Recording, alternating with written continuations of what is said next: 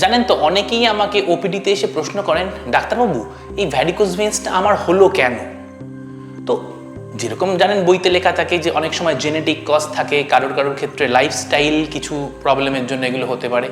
কিন্তু আমি নিজে একটু ভেবে দেখলাম, ধরুন সপ্তাহে আমরা যদি গড়পড়তা 10 জন ভ্যারিকোজ ভেন্স রোগীকে ওপিডিতে দেখি, তাদের মধ্যে জানেন তো লক্ষ্য করে দেখলাম বেশিরভাগই হচ্ছে কিছু সিলেক্টেড প্রফেশনসে। মানে ধরুন মেইনলি হচ্ছে ট্রাফিক পুলিশ, স্কুল টিচার, বা যারা ধরুন দোকানদার অনেকক্ষণ দাঁড়িয়ে কাজ করেন, কমনলি হচ্ছেন হোম মেকার যারা রয়েছেন। এবং সবথেকে মজার কথা হলো ডাক্তার এবং নার্সদেরও কিন্তু এটা খুব বেশি হয়, কারণ যারা সার্জেন অনেকক্ষণ দাঁড়িয়ে কাজ করেন তাদেরও তো একই সমস্যা।